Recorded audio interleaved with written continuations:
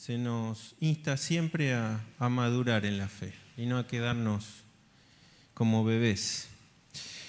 Pedro termina el verso 9 diciendo: obteniendo el fin de vuestra fe, que es la salvación de vuestras almas. Ahora cambia un poco el tenor, Pedro, de lo que viene hablando, y dice: los profetas que profetizaron de la gracia destinada a vosotros, inquirieron y diligentemente indagaron acerca de esta salvación. Estoy en el verso 10.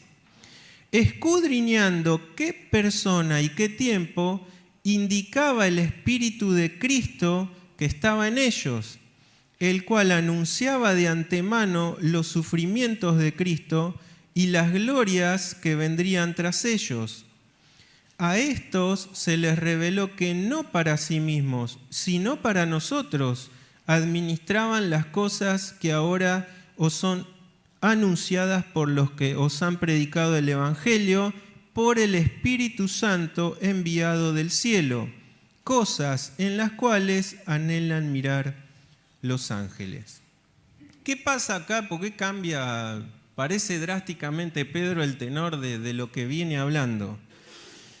Recuerden que estos hermanos están sufriendo ¿qué? Persecución, ¿sí? Habían sido expatriados, dice al principio, y por ende Pedro les tiene que dar consuelo por medio del Espíritu Santo y de su palabra.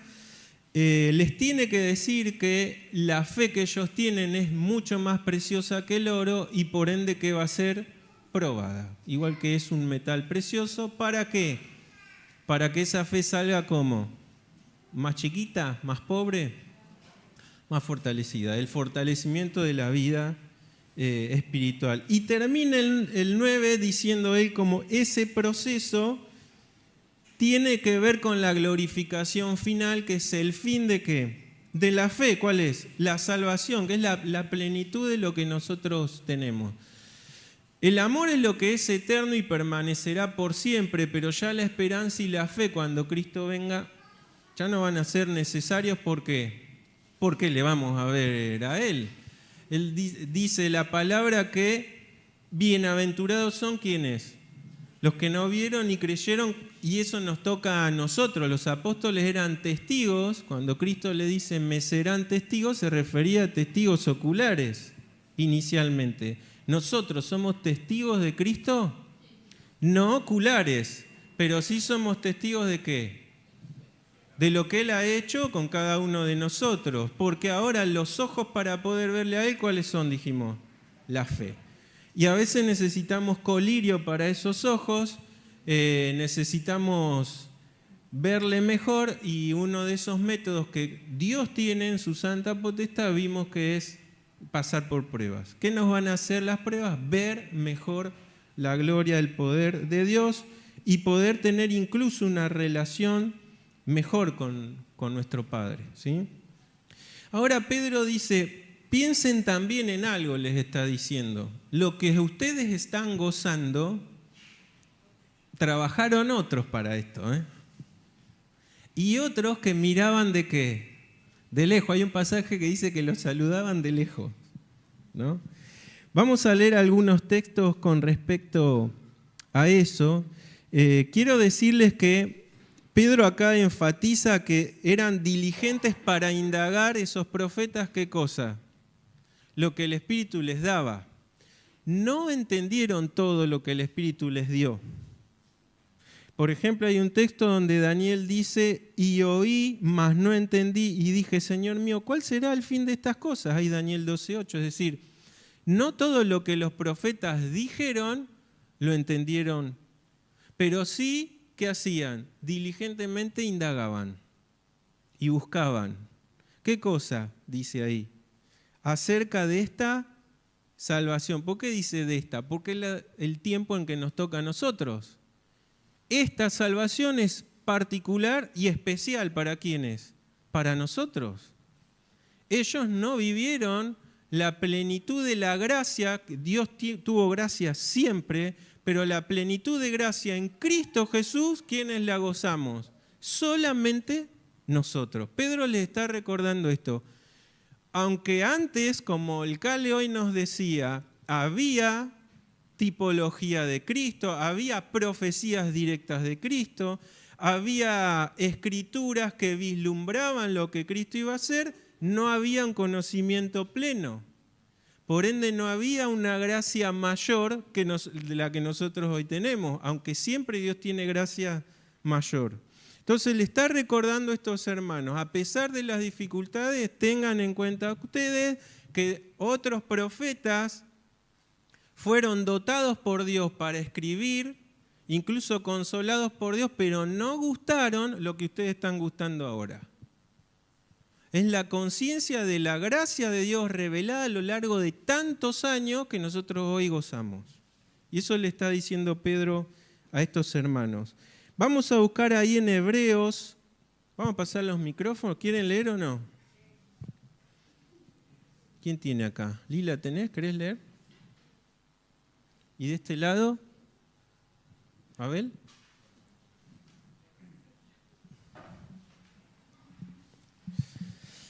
Lila, buscate. Hebreos 11, 39 y 40. Abel, vos después te vas a buscar Hebreos 2.16 y Efesios 3.10. Eso más adelante. Hebreos 2.16 y Efesios 3.10. Lila, ¿lo tenés?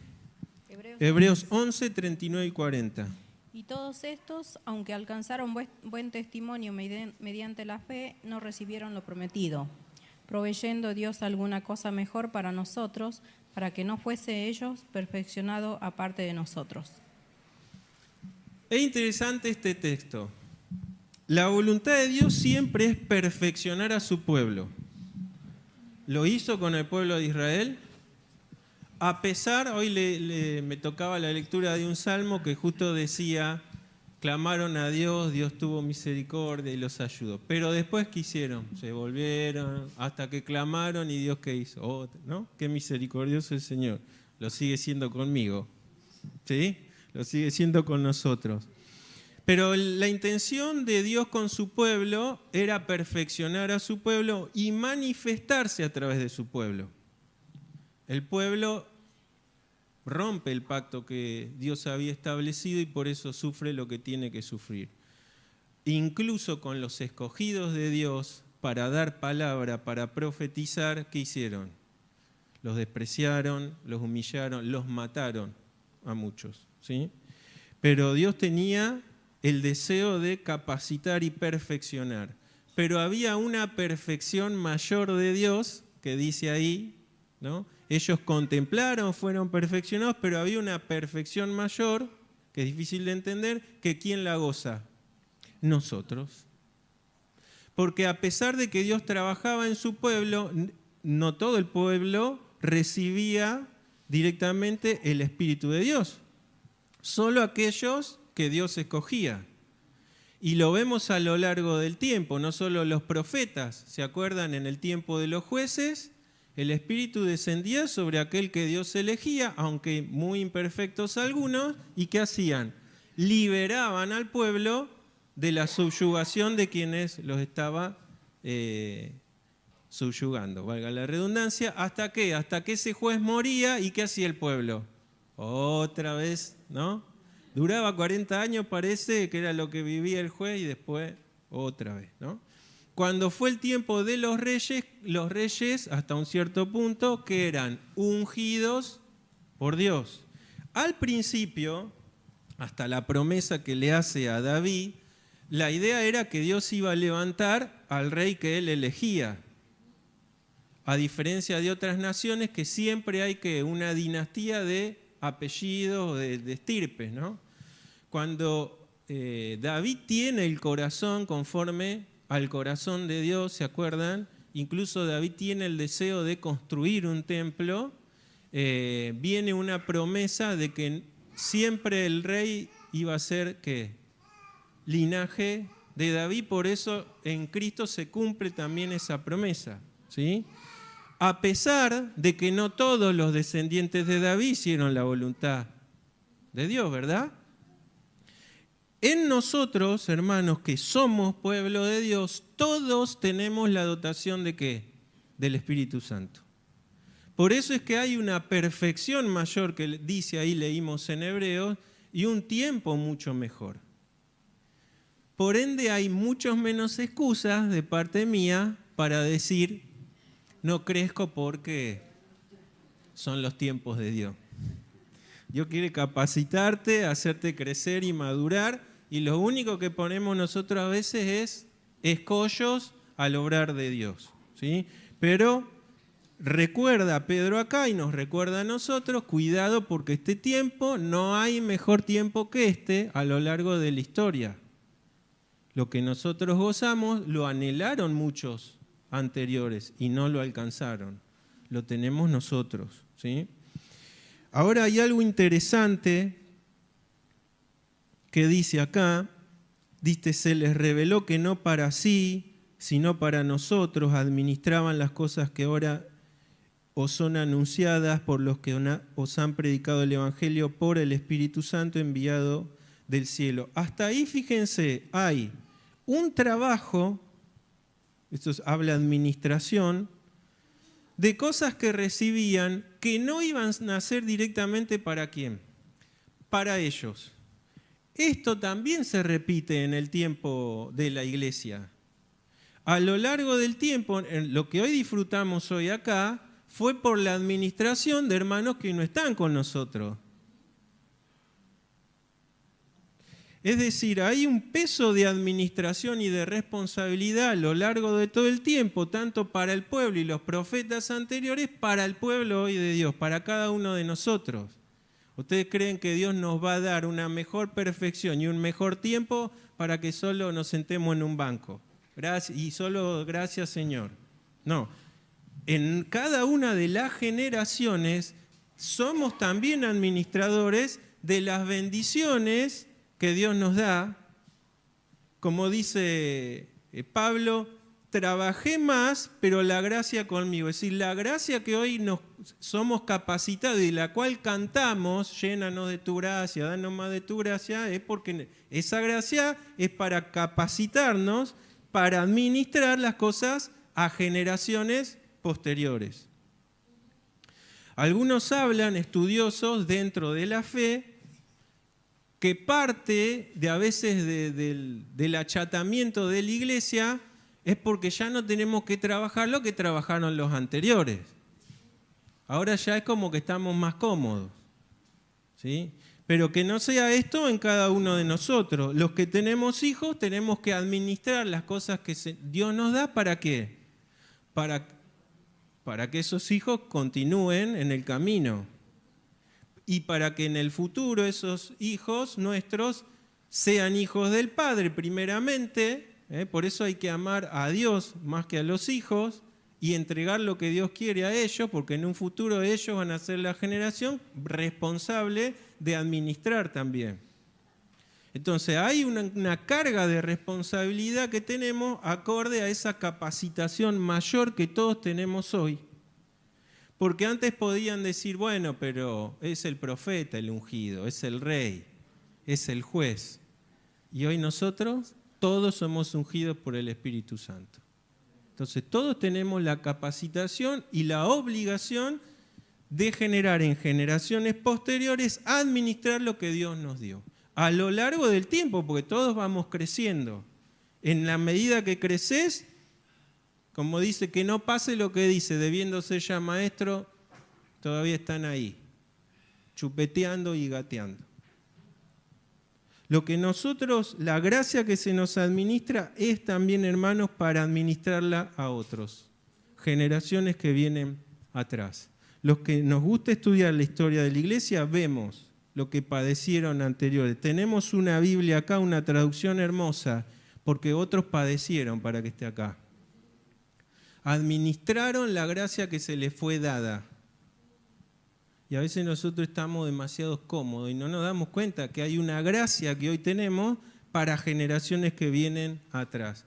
Créanme que los que vienen atrás la tienen más complicada en este mundo. porque se borraron antes, estamos hablando de 2 generaciones anteriores, todavía el mundo tenía patrones morales, todavía. Hoy todo se transgredió, todo se corrió, todo está bien. Y es mucho peor esa liviandad que tener oposición directa, como antes tenían. Como ahora todo está bien, es mucho más difícil, ¿no? Sí, está bien. Si a vos te hace feliz, pero a mí el tarot, a mí todo lo demás que se viene, ¿no? Y ni hablar con las ideologías destructivas de la identidad, donde organismos supranacionales están financiando que se meta todo esto en generaciones posteriores. A nosotros capaz que eso no nos va a afectar porque estamos, ¿qué? Ya estamos maduros, estamos crecidos, estamos firmes, pero ¿y las generaciones que vienen atrás? Administremos la gracia que se nos dio y la capacitación que tenemos del Espíritu para fortalecer a los que vienen atrás nuestro. Termina diciendo cosas en las cuales anhelan ¿qué? La Biblia vela mucho el tema de los ángeles, pero sí podemos entender algo a lo largo del tiempo. Hebreos, sobre todo, surge un culto a los ángeles. De hecho, en el catolicismo también hay oraciones. Mi abuela, me acuerdo, me decía, nosotros nos íbamos a quedar a veces a su casa y claro, y antes de dormir, nosotros ¿qué le enseñamos a los chicos? Un salmo o una oración, ¿no? Claro, ¿y qué me decía mi abuela? No, dice, hay una oración que es ángel de la guarda, dulce compañía, no me desampares ni de noche ni de día, ¿no? O sea, algunos la han escuchado.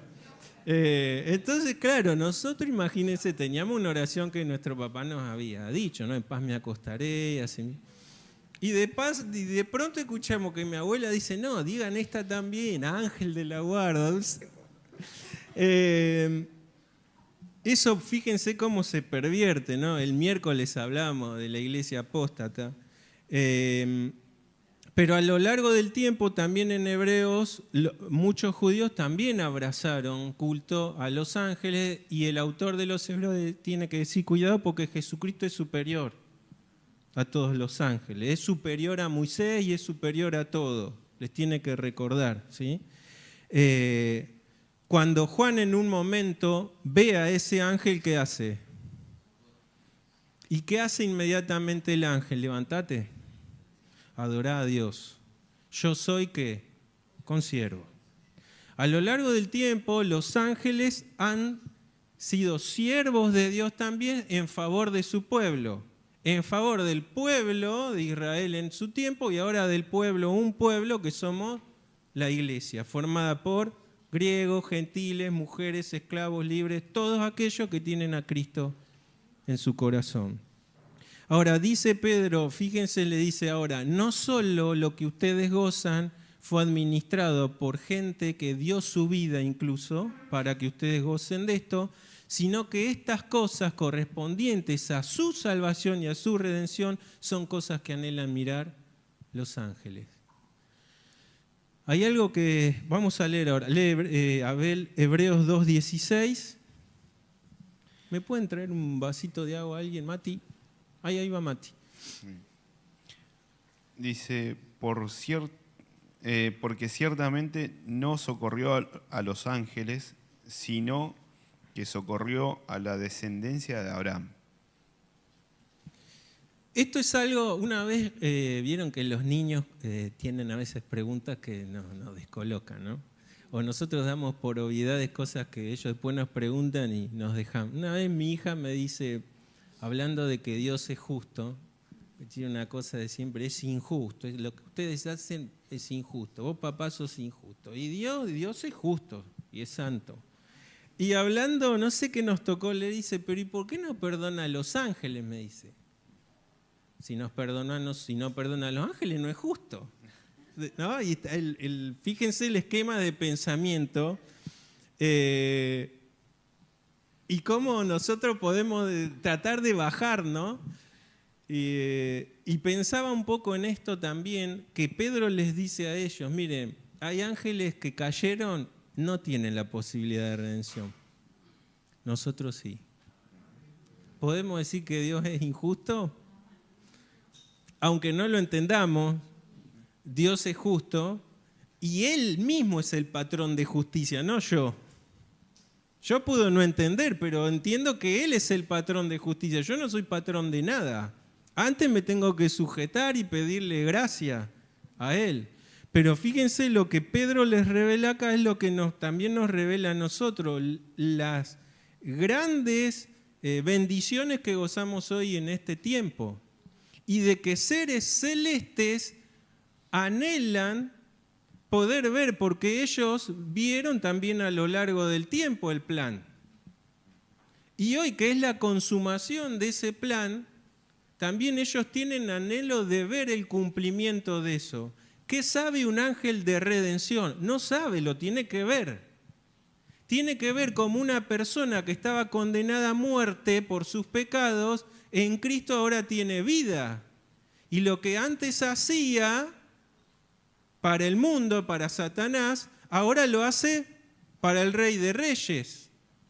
Eso lo podemos experimentar nosotros, un ángel no. Y en eso también hay gracia especial de Dios para cada uno de nosotros.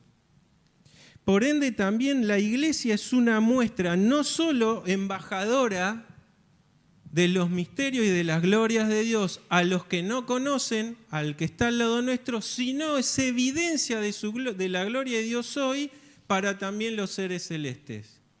¿Qué dice Efesios 3:10? Para que la multiforme sabiduría de Dios sea ahora dada a conocer por medio de la iglesia a los principados y potestades en los lugares celestiales. No habla de personas ese texto, ¿eh? Ahora yo pensaba cuando leía eso, ¿de qué sabiduría me hablas si posiblemente los seres celestes sepan mucho más que nosotros? Bueno, ese texto es importante porque habla también de algo especial que Dios tuvo para nosotros. Aunque yo me creo y me veo un ignorante, a partir de que Cristo llega a tu vida, hermano, hay un velo que se cayó y lo que vos ves ahora es algo especial. Por eso dice, las cosas de Dios se tienen que entender solo de forma espiritual. Los del mundo no entienden y no van a entender hasta que el Espíritu no esté dentro de ellos. Y esa sabiduría que Dios dio a su pueblo, que es la iglesia, no solo es ahora una luz al mundo que está en tinieblas, sino es una luz para seres que nosotros no vemos y ignoramos completamente. ¿Tenemos alguna idea de qué hacen hoy? Bueno, hoy nos sirven también a nosotros los ángeles, sirven a la iglesia en las cosas que Dios designa. Y lo tenemos a Pedro preso. ¿Y Dios manda a quién? A un ángel. ¿Y ustedes creen que los ángeles hoy no nos sirven a nosotros por mandato de Dios? Ignoramos todo eso, pero hoy están también a nuestro servicio, ¿sí? Eso es lo que a lo largo del tiempo Dios previó para nosotros. Miren si no tenemos privilegios incluso con hermanos nuestros de la antigüedad. Volver a pensar en estas cosas nos llena de gozo, sin duda, pero también nos carga con una responsabilidad. Nos hace ver a veces, o me hace ver a mí, que mucho me aferro y me preocupo por cosas tan vanas. Y me igualo, ¿saben a quién? A cualquier mortal. Olvidando la gracia mayor que Dios tuvo conmigo y que tiene y que tendrá, porque creen que esta gracia termina acá. Hay todavía una gracia mayor que nos espera, como hoy se veía también en su palabra, de estar con Él. Me quedan algunos minutos. Vuelve a cambiar Pedro ahora esa intención en el verso 13 y dice, por tanto. Y es lo que venimos a hablar. Te manifesté que lo que estás gozando ahora es superior a todos los que sufrieron e incluso gozaron también los antiguos. Pero ahora hay responsabilidad en esta gracia que Dios te dio, ¿eh? No es para cruzarte de brazos. Dice, por tanto, ceñid los lomos ¿de qué? De vuestro entendimiento. Es algo metafórico. ¿Cómo ceñimos? No es ponerse una vincha tipo un karateca y salir, no. La idea acá, ¿se acuerdan? Es, ellos tenían túnicas para estar preparados en algún oficio, incluso para correr, para ejercer cualquier actividad. ¿Qué tenían que hacer? Se subían a veces y se volvían a ceñir, o se la ajustaban. ¿Qué quiere decir Pedro con esta metáfora? Él mismo, ¿se acuerdan cuando estaba en la barca pescando? Juan le dice, es el Señor. ¿Y qué hizo? Se calza, porque estaba medio en paños menores, se calza las túnicas, se ciñe para ir al encuentro del Señor. No vamos al encuentro del Señor así nomás. No ejercemos un servicio así nomás. No pretengas pertenecer a un pueblo de balde. Hay que ceñir, dice Pedro. Y es innotable esto. Lo primero que se ciñe, ¿qué es? Hay algunos textos que vamos a leer y para ir terminando este tema y lo vamos a continuar sin duda la clase que viene. Filipenses 4:8. ¿Quién tiene el micrófono? ¿Podés buscar? Filipenses 4:8. El hecho de ceñir, que es esa práctica, habla de un sentido obviamente metafórico a los procesos mentales. Tiene que ver con el rechazo de ¿qué? ¿Qué les parece?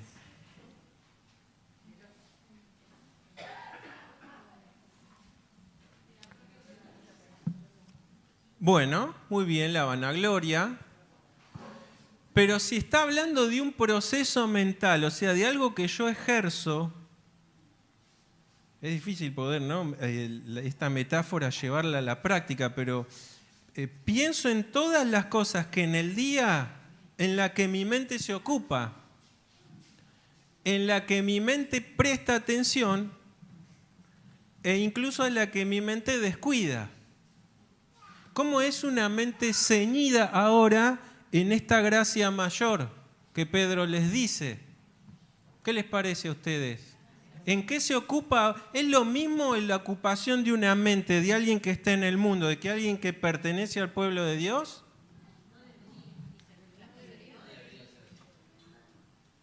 No debería. En realidad, la Biblia lo da como imperativo. Como que no dejes la posibilidad a eso. Por eso es que cuando leímos el texto ahí de mostrar la sabiduría de Dios, es porque eso está en un ejercicio de todos los días. Si nuestra mente busca los valores, las metas y los placeres, hablábamos de la dopamina, que las pantallas le generan a los pibes y le generan tanto trastorno, ¿cuántas cosas en el mundo liberan dopamina para mantenernos, ¿no? Saben que hay un experimento de hace tiempo que a monitos, no eran monos, eran ratas, se les daba un estímulo que les generaba a ellos placer. Y entonces se les ponía comida y ellos buscaban el estímulo de placer. ¿Qué les parece que les pasó? Se olvidaron de comer. Porque era mejor la experiencia biológica del placer que detenerse e irse a alimentar. Y entonces cuando tenían un estímulo acá y la comida, buscaban siempre el estímulo de placer. Y a lo largo del tiempo no solo se debilitaban, adelgazaban, sino que se enfermaban. ¿Qué creen que hace Satanás?